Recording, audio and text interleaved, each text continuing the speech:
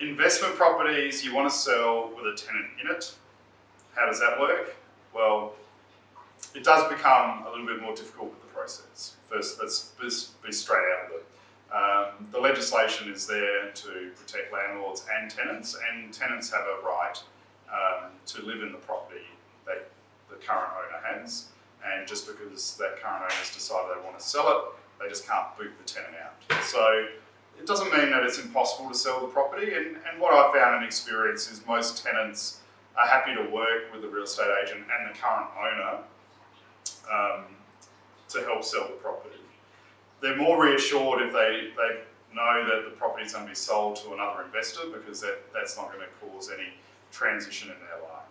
However, we do need to take into account that a tenant does have obligations, and we have to give them forewarning of walkthroughs and open inspections, and it can become a bit tedious, especially if the sale time frame is elongated.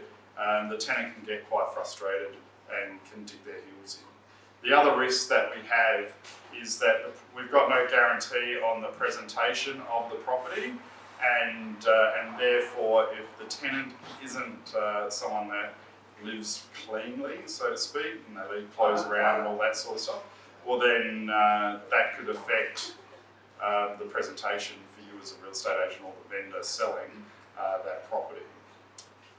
If someone wants to buy the property and they want to live in it and there's a tenant in there, unfortunately they have to wait until the lease is expired before they can move out, right? So you might have to offer the tenant maybe a bit of a financial incentive to try and move them on if you want to try and move in faster, or the purchaser can just wait for the lease to expire and then just not renew the lease to take over the